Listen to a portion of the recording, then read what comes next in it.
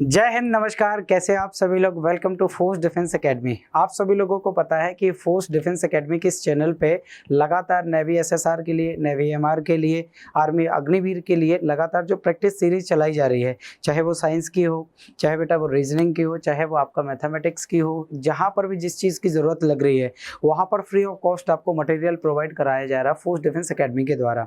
इसी सीरीज को लगातार आगे बढ़ाते हुए आज हम लोग प्रैक्टिस सेट नंबर 16 करेंगे साइंस में। और साइंस में चाहे वो केमिस्ट्री के क्वेश्चन हो, कुछ फिजिक्स के भी क्वेश्चन इंक्लूड किए हैं। बहुत सारे लोगों के कमेंट आ रहे थे, सर फिजिक्स की भी स्टार्ट करवा दीजिए। तो अभी जब तक फिजिक्स की स्पेशल सेशन नहीं आता तब तक बेटा फिजिक्स के कुछ जो क्वेश्चन है अपन इसी सेशन में इंक्लूड करेंगे, ठीक है सभी लोगों को। चलिए, तो बिना किसी देरी के साइंस का जो प्रैक्टिस सेट है 16 उसको स्टार्ट करते हैं। और पहला क्वेश्चन आपकी स्क्रीन पर दिया गया है, क्या लिखा हुआ है? Formaldehyde is the starting material for the manufacture. Formaldehyde के निर्माण के लिए शुरुआती सामग्री है। मतलब जो फॉर्मेल्डिहाइड होता है वो किसको बनाने के लिए शुरुआती सामग्री के तौर पर उपयोग किया जाता है। बहुत प्यारा सा क्वेश्चन है, बहुत प्यारा सा क्वेश्चन है। बहुत जल्दबाजी में नहीं करना है ना, बहुत जल्दबाजी में नहीं करना है, ठीक है। देखो सबसे पहले एक एक ऑप्शन को सुनो। डीडीटी का फुल फॉर्म अगर पूछे तो आपको बता देना है dichloro डाइफिनॉल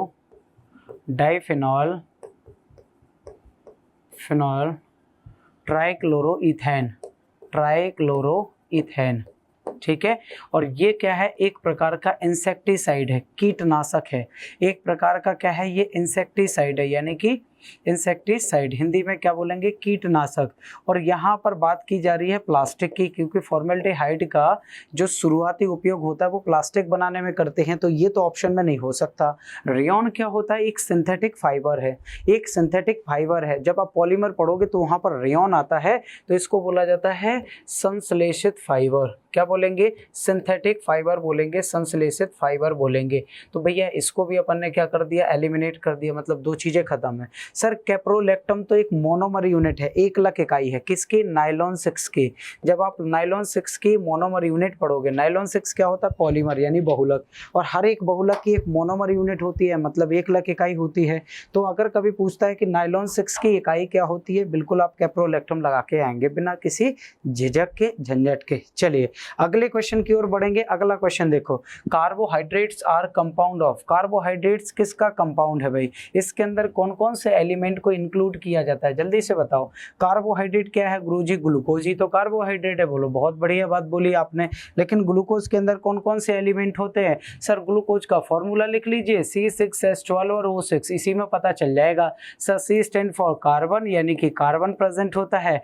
H stand for hydrogen, यानी कि हाइड्रोजन होता है। और भाई O स्टैंड फॉर ऑक्सीजन, यानी कि ऑक्सीजन होता है। तो दोस्तों अगर कभी भी पूछा जाता है कि कार्बोहाइड्रेट किन किन चीजों से मिलकर बना है, ये कौन कौन से एलिमेंट होते हैं, तत्व होते हैं, तो बिल्कुल इन तीनों का नाम लिखाना, कार्बन, ऑक्सीजन और हाइड्रोजन। आंसर क्या हो जाएगा? बी। कभी कभी इनके रेशियो पूछ लिया जाता है, तो सुनो, कार्बन और देखो ऑक्सीजन में देखो, इधर 1 और इधर 1 और 6 दूनी 12, यानी कि 1:2:1, ये वाला रेशियो अनुपात होता है। लेकिन ये तो था कार्बोहाइड्रेट का। मान लो सपोज दैट आपसे प्रोटीन का पूछ ले कि भाई प्रोटीन के एलिमेंट बता दीजिए, कुछ नहीं करना, कार्बन, हाइड्रोजन, ऑक्सीजन में एक चीज और जोड़ दो, नाइट्रोजन। जैसे ही आपने नाइट्रोजन जोड़ा वैसे ही ये कार्बोहाइड्रेट किसमें चेंज होगा? प्रोटीन में। तो प्रोटीन का मुख्य अगर एलिमेंट पूछा जाता है तो भैया वो क्या है? नाइट्रोजन है, क्योंकि कार्बन, हाइड्रोजन, ऑक्सीजन ये तो कार्बोहाइड्रेट में ही थे, और नाइट्रोजन जोड़ दिया तो वो क्या बन गया? प्रोटीन बन गया। क्लियर है ना? सिंपल सी चीज थी, बहुत ज्यादा इसमें तामझाम करने की आपको जरूरत नहीं पड़ेगी। अगला क्वेश्चन देखेंगे, ध्वनि को किस पैमाने पर जोर से मापा जाता है? On which scale loudness of sound is measured. यानी कि जो आवाज का भारीपन है किसके द्वारा मापा जाता है? हर्ट्ज के द्वारा मापा जाता है, मेगा के द्वारा मापा जाता है, डेसिबल के द्वारा मापा जाता है, या फिर इनमें से कोई भी नहीं? अगर आप बहुत ध्यान से देखोगे ना तो हर्ट्ज को तो भैया फ्रिक्वेंसी को मापते थे। फ्रिक्वेंसी मतलब आवृत्ति, फ्रिक्वेंसी मतलब क्या होती है? आवृत्ति होती है। आवृत्ति को मापने के लिए हम किसका उपयोग करते थे? हर्ट्ज का। सर डेसिबल को मापने के लिए अपन किसका यूज करते थे? लाउडनेस ऑफ साउंड, ठीक है। लाउडनेस ऑफ साउंड, आवाज का भारीपन। आवाज को भारीपन किससे मापते हैं? आवाज का भारीपन मापते हैं डीबी में। आवाज का भारीपन किस में मापेंगे दोस्त? डीबी में। और इससे पहले मैंने प्रैक्टिस सेट में ये क्वेश्चन ऑलरेडी करवा चुका हूं, बट इसको घुमा फिरा के पूछ लिया गया है। सर डीबी जो होता है ना, डेसिबल, साहब इसमें ये बोला जाता है कि कितने डेसिबल की ध्वनि आपको विचलित करती है। अगर 55 डीबी से ज्यादा की ध्वनि है तो धीरे धीरे हेडेक होना शुरू हो जाता है। 80-90 तक पहुंचते पहुंचते तक कभी ये होता है कि लगातार 80-90 डीबी सुनते रहो तो आदमी पागल भी हो सकता है। क्या हो जाता है? पागल या सुनने की क्षमता खो देता है। क्लियर है भाई? चलिए अगले क्वेश्चन में देखो, what is the speed of sound in air? हवा में ध्वनि की चाल क्या है या गति क्या है ना? सबसे ज्यादा ध्वनि किस में भागती है बेटा? आप सभी को पता होना चाहिए गुरुजी, सॉलिड में। सॉलिड में लगभग 6000 मीटर प्रति सेकेंड, 6000 मीटर प्रति सेकेंड। सर लिक्विड में कितना भागती है? द्रव में साउंड कितना भागता है? लगभग 1500 मीटर प्रति सेकेंड। मैं अप्रॉक्स की बात कर रहा हूँ। अगर वहीं गैस की बात करें तो बेटा गैस में 332 और 343 मीटर प्रति सेकेंड। ये डिपेंड करता है कि टेम्परेचर कितना है। अगर टेम्परेचर 0 डिग्री है तो definitely speed of sound in air, हवा में ध्वनि की जो चाल होगी 332 मीटर प्रति सेकेंड होगी। ये रट लो। हाँ, अगर कभी ऐसा पूछ ले कि बताओ वैक्यूम में, किसमें? वैक्यूम में, यानी कि निर्वात में प्रकाश की चाल तो बता सकते हो, लेकिन ध्वनि की चाल नहीं आप बता सकते हो, क्योंकि निर्वात में कभी भी साउंड ट्रेवल नहीं करता बेटा। साउंड हमेशा, ध्वनि कहाँ ट्रेवल करेगी? जहाँ मीडियम होगा, चाहे वो मीडियम सॉलिड हो, चाहे वो लिक्विड हो, चाहे गैस हो, यहाँ तो ध्वनि भागेगी। लेकिन वैक्यूम में तो कोई मीडियम है ही नहीं, तो वहाँ पर साउंड नहीं भागता। कभी कभी एक ऐसा क्वेश्चन मैंने कहीं पर पढ़ा था कि मान लिया जाए कि आप किसी दूसरे ग्रह पे हैं या दूसरी जगह पे हैं या आसमान में बहुत ऊंचे हैं और वहां आपने बम फोड़ दिया, तो उसकी आवाज पृथ्वी पर कितने समय में आएगी? आप बोलोगे सर आएगी नहीं, क्योंकि बीच में वैक्यूम मीडियम आ गया और वैक्यूम मीडियम में साउंड कभी भी ट्रेवल नहीं करता। उसमें ट्रेवल करती है केवल और केवल लाइट। और लाइट की स्पीड कितनी होती है वैक्यूम में? 3 × 10⁸ मीटर प्रति सेकंड, लगभग 3 लाख किलोमीटर प्रति सेकंड। ये किसकी चाल है? ये है प्रकाश की चाल। कहां पर? वैक्यूम में, जो सबसे ज्यादा होती है। आप समझ लीजिए इस चीज को। नेक्स्ट, अमलगम में पाया जाने वाला मुख्य धातु कौन सा है? देखो अमलगम का इट मीन्स है कि एक तो होना जरूरी है और एक होना जरूरी है मर्क्यूरी, यानी कि ठीक Hg। जब भी आपको अमलगम की बात करें तो याद रखिएगा दोस्त कि एक चीज होना उसमें कंपलसरी है, और वो क्या होना जरूरी है? Hg, यानी कि मर्क्यूरी।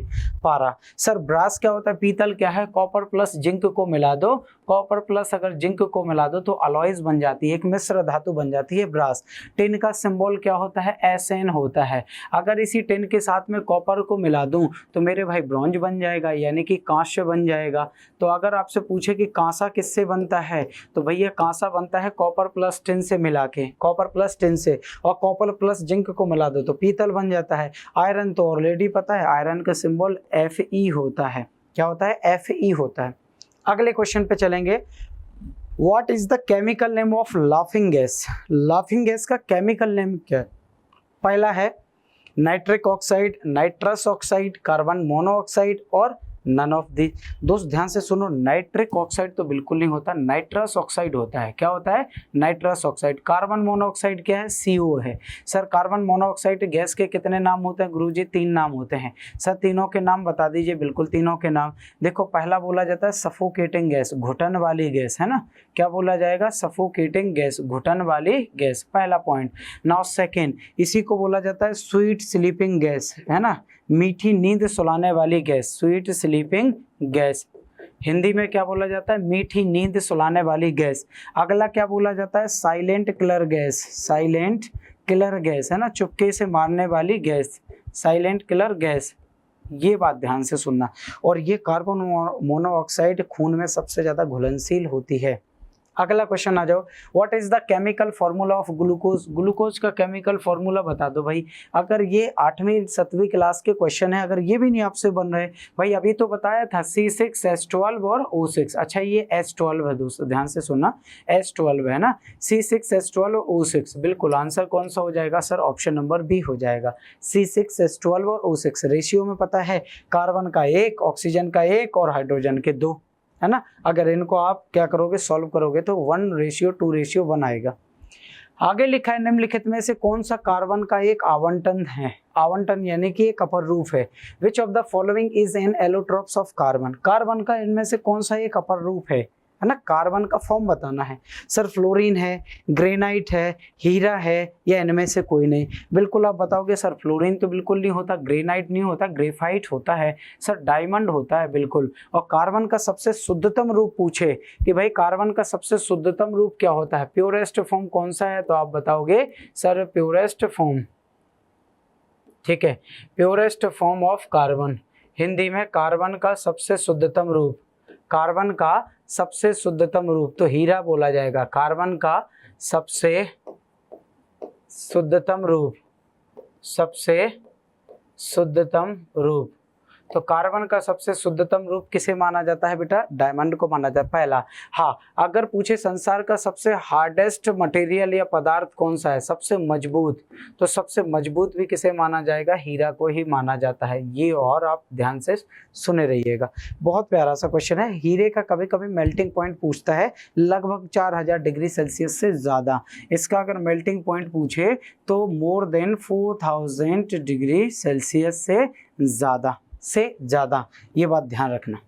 अगला question, what mineral is found in haemoglobin, haemoglobin में कौन सा खनिज पाया जाता है, कौन सी धातु पाई जाती है, क्या फॉस्फोरस है, क्या आयरन है, क्या आयोडीन है, नहीं भैया देखो फॉस्फोरस का तो सवाल ही नहीं उठता, सर आयरन होता है, क्योंकि हीमोग्लोबिन में अगर बहुत प्यार से आप इसको समझोगे ना, हीमो को, एक तरफ हीमो होता है, एक तरफ होता है ग्लोबिन, सर एक वर्ड होता है हीमो और एक वर्ड होता है ग्लोबिन। अगर हीमो को आप डिटेल में पढ़ोगे तो पता चलेगा बेटा ये आयरन कंपाउंड है, लौह यौगिक है, क्या है ये, लौह यौगिक है, आयरन कंपाउंड है, और आयरन कंपाउंड है तो डेफिनेटली है आयरन होगा, लोहा होगा। सर ग्लोबिन एक प्रोटीन है, क्या है, ग्लोबिन एक प्रोटीन। तो सर जो हीमोग्लोबिन ऑक्सीजन और कार्बन डाइऑक्साइड को ढोता है ना, एक्चुअली में इसको ढोने का काम ये ग्लोबिन प्रोटीन करता है, इसीलिए इस प्रोटीन का नाम होता है ट्रांसपोर्ट प्रोटीन। क्या बोला जाता है, ट्रांसपोर्ट प्रोटीन। पूछ ले कि सर शरीर में परिवहन प्रोटीन कौन सा है, गुरुजी बिल्कुल आप लगा के आओगे, परिवहन प्रोटीन में क्या लगवाओगे, तो भाई हम लगवाएंगे कि आप ग्लोबिन लगाओ। इसी को कैरियर प्रोटीन भी कहा जाता है, ये वाला कैरियर की बात कर रहा हूँ भैया मैं, स्पेलिंग बहुत ध्यान से सुने लेना, कैरियर प्रोटीन भी इसी को कहा जाता है। कभी कभी ट्रक में लिखा दिखा होगा ना गुड्स कैरियर, गुड्स का मतलब होता है वस्तुएं, कैरियर का मतलब होता है ढोने वाला। तो भाई देखो ये ग्लोबिन प्रोटीन ही तो ऑक्सीजन और कार्बन डाइऑक्साइड को ढोता है, बाकी हीमोग्लोबिन तो ब्लड को लाल रंग देता है, और सर ये दोनों एक साथ ही रहते हैं इसलिए इनको हीमोग्लोबिन कहा जाता है। सही है ना, हो गई बात खत्म। आयोडीन में आ जाओ, आयोडीन की कमी से होने वाला एक रोग होता है ग्वाइटर, यानी कि हिंदी में बोला जाता है घेंगा। क्या बोला जाता है, घेंगा। तो घेंगा रोग जो होता है ना वो किसकी कमी से होता है, आयोडीन की कमी से होता है। अगला क्वेश्चन देखो, which is the largest gland in human body, जो शरीर में सबसे बड़ी ग्रंथि है, कौन सी है सबसे बड़ी ग्रंथि। सर सबसे बड़ी अगर पूछा है तो केवल लीवर लिखना है, लीवर का वजन 1.5 से लेकर 1.7 kg के करीब है ना, लगभग 1.5 से 2.25 किलोग्राम तक। हाँ, सबसे बड़ी अंतःस्रावी ग्रंथि पूछता कि लार्जेस्ट इंडोक्राइन ग्लैंड पूछता, लार्जेस्ट इंडोक्राइन ग्लैंड पूछता, तो भैया लार्जेस्ट इंडोक्राइन कौन थी, थायराइड। सबसे बड़ी अंतःस्रावी ग्रंथि, सबसे बड़ी अंतःस्रावी ग्रंथि, तो सबसे बड़ी अंतःस्रावी ग्रंथि अगर पूछे तो बच्चा कौन सी होती है, थायराइड होती है। हाँ, मास्टर ग्रंथि किसे कहा जाता है, पिट्यूटरी को, इसको क्या बोला जाएगा, मास्टर ग्लैंड्स, हिंदी में बोलेंगे मास्टर ग्रंथि। क्या बोलेंगे, मास्टर ग्रंथि बोलेंगे। बोलो कोई दिक्कत, बोलो कोई समस्या, बोलो कोई भी सर दर्द, बदन दर्द, कुछ भी हो सबका इलाज है अपने पास, ये चीज़ क्लियर होनी चाहिए बस, और अपना एग्जाम निकलना चाहिए। अगला क्वेश्चन आ जाए, क्वेश्चन नंबर 11, बहुत प्यारा सा क्वेश्चन है। निम्नलिखित में से कौन मानव शरीर की समन्वय गतिविधियों को नियंत्रित करता है, ये फंस गए आप लोग। हमारे बॉडी में कोऑर्डिनेशन कौन करता है ये बताना है, या कोऑर्डिनेटिंग एक्टिविटीज को कंट्रोल कौन करेगा, तो भाई हार्मोन करेंगे, फेफड़े तो नहीं करेंगे। फेफड़े क्या करते हैं, सुनो, एक्सचेंज ऑफ गैसेस, क्या काम करेंगे फेफड़े, एक्सचेंज ऑफ गैसेस, हिंदी में बोला जाता है गैसों का आदान प्रदान, और गैसों में भी कौन सा, ऑक्सीजन और कार्बन डाइऑक्साइड, गैसों का आदान प्रदान। तो गैसों रक्तकोशों का आदान प्रदान की अगर बात करें तो बिल्कुल बच्चा आप बता के आओगे कि फेफड़े करेंगे। किडनी क्या काम करेगी? Filtration of blood, filtration of blood, Hindi में क्या बोला जाएगा? रक्त का शुद्धिकरण या छानना, रक्त का शुद्धिकरण, रक्त का शुद्धिकरण। और रक्त का शुद्धिकरण का बिल्कुल पूछा जाए तो मेरे दोस्त ध्यान से रखना, इसका आंसर लगा के आओगे किडनी।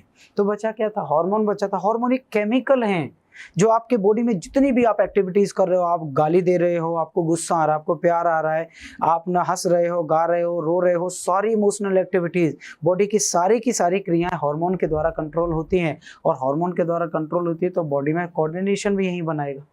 ठीक है, बहुत अच्छी बात थी।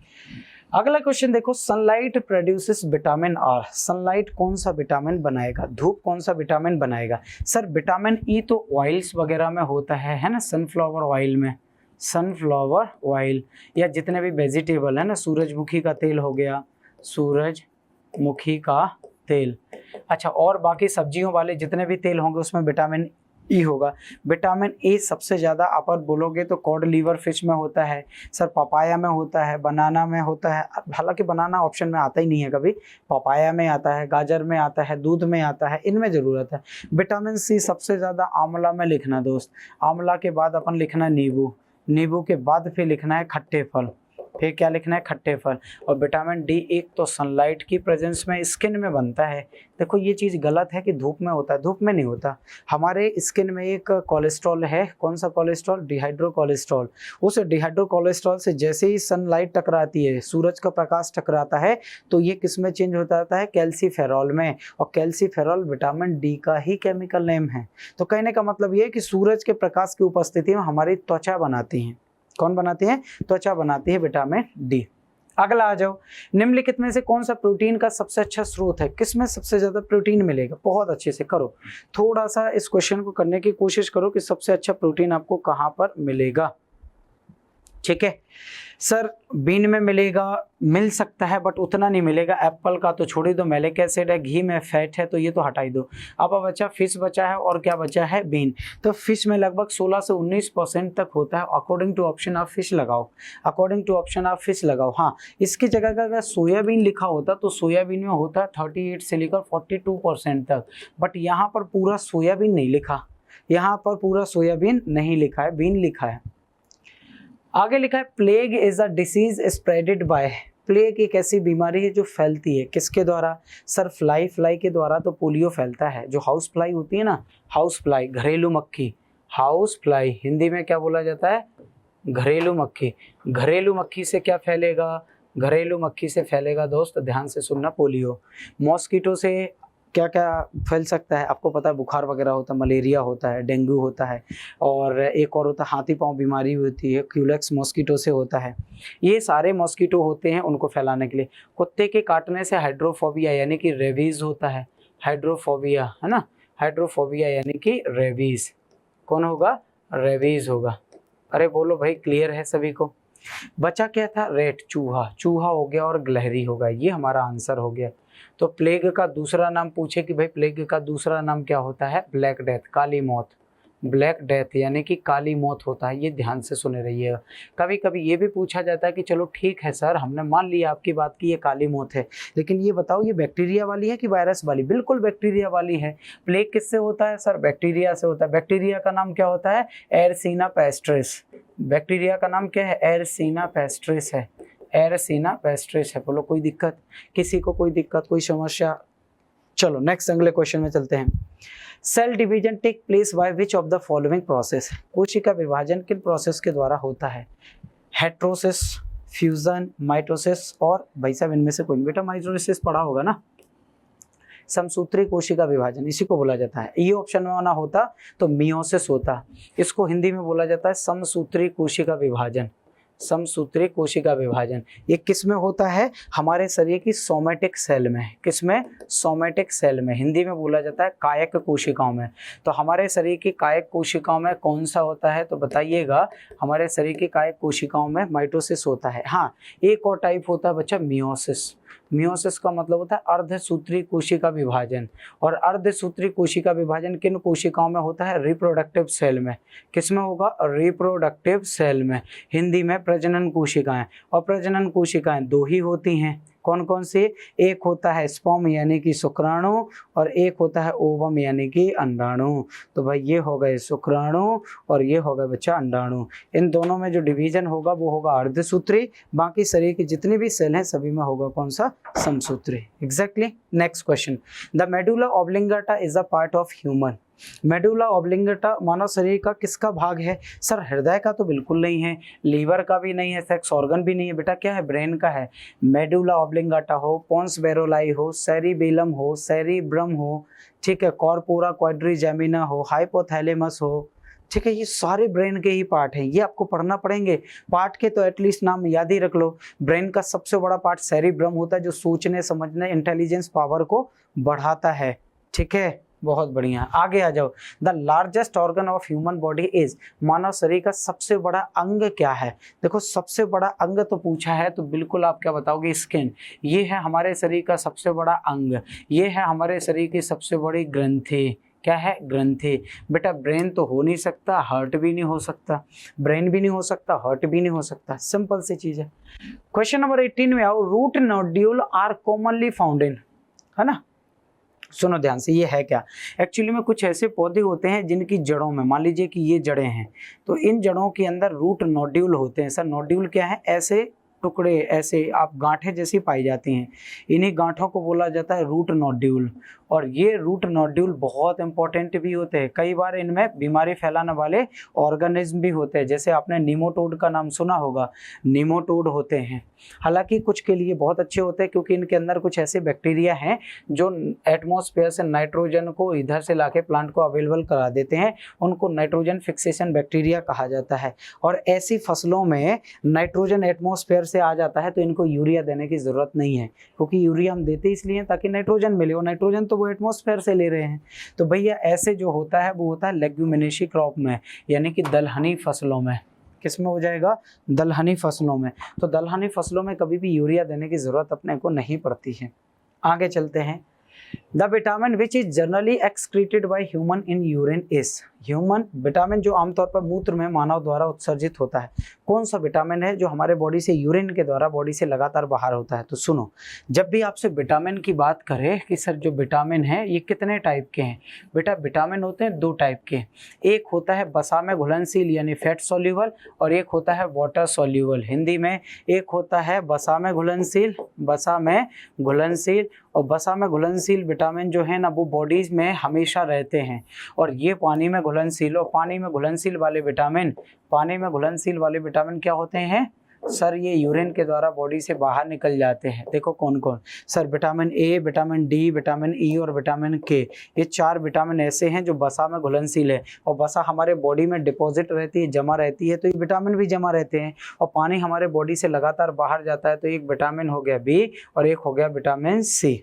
विटामिन बी और विटामिन सी, ये दोनों के दोनों जो विटामिन है ये पानी में घुलनशील हैं, और पानी में घुलनशील होने की वजह से हमारे पसीने के द्वारा, हमारे यूरिन के द्वारा, हमारी सलाइवा के द्वारा ये बाहर जाते हैं। ठीक है, ऑप्शन में चेक कर लो, बी और सी में से कौन था?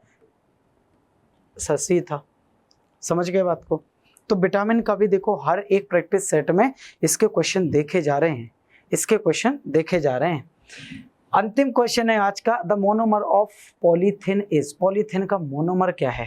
विनाइल क्लोराइड है, एथिलीन है, एथाइल एल्कोहल है, या नन ऑफ दिस। बहुत अच्छे से कीजिएगा, आपको 2 4 10 ऐसे पॉलीमर याद रखना है और उनके मोनोमर भी याद रखना है। उनके क्या याद रखना है? मोनोमर भी याद रखना है। बताइए कोई दिक्कत है? सर देखो ध्यान से सुनो, ये विनाइल क्लोराइड है, ये पीवीसी का है, पॉलीविनाइल क्लोराइड, जो पाइप आते हैं ना पीवीसी के, उसकी मोनोमर यूनिट क्या है? 1 लाख इकाई क्या है? Vinyl chloride. इथिलीन भैया पॉलीथिन की है, किसकी है? पॉलीथिन का। तो आप बिल्कुल इसको आंसर क्या लगाओगे? इथिलीन लगाओगे, ऑप्शन नंबर बी लगाओगे। कोई दिक्कत किसी को भी? अरे कोई दिक्कत है? अगर नहीं है तो भैया जल्दी से वीडियो को लाइक और शेयर जरूर करते चलना, लाइक और शेयर जरूर करते चलना। चलो अगला question, the most abundant rare gas in the atmosphere, वातावरण में सबसे प्रचुर मात्रा में दुर्लभ गैस कौन सी है? दुर्लभ बेटा, दुर्लभ है ना, दुर्लभ गैस के बारे में आपसे पूछा गया, कौन सी है? सर जल्दी से बोलो।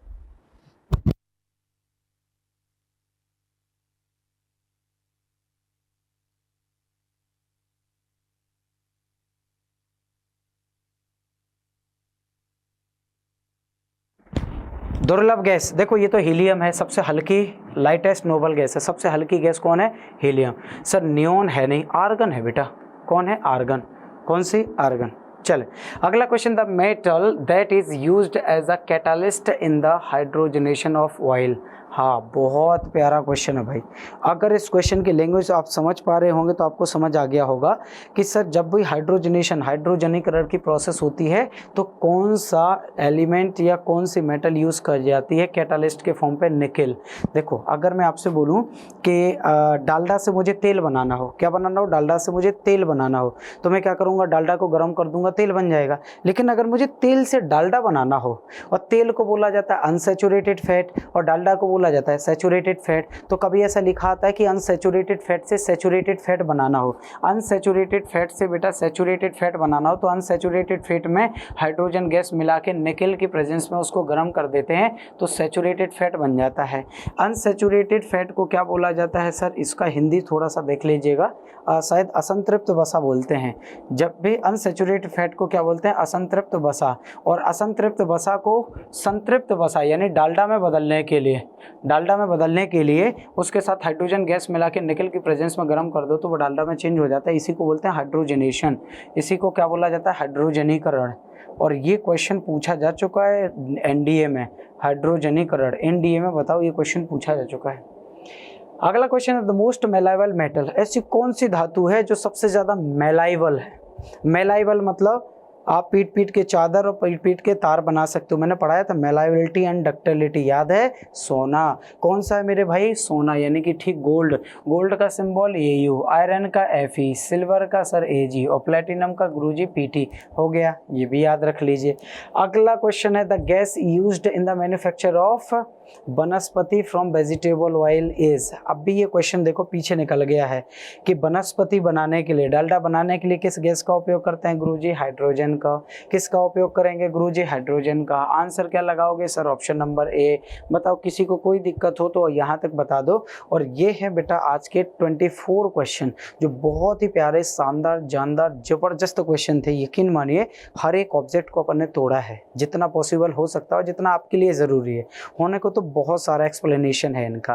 तो अगर वीडियो अच्छा लगा हो तो भैया बिल्कुल आप लोगों को शेयर करना है, लाइक करना है, और चैनल पे नए हो तो सब्सक्राइब ज़रूर कर लेना है। इस चैनल पे आपको सारी इन्फॉर्मेशन फ्री ऑफ कॉस्ट मिलेंगे। और पिछले वीडियो में जो आप लोगों ने प्यार दिखाया होगा उसके लिए बहुत बहुत धन्यवाद। ऐसे ही प्यार बनाए रहिए। मिलेंगे प्रैक्टिस सेट नंबर 17 के साथ, तब तक के लिए नमस्कार, जय हिंद।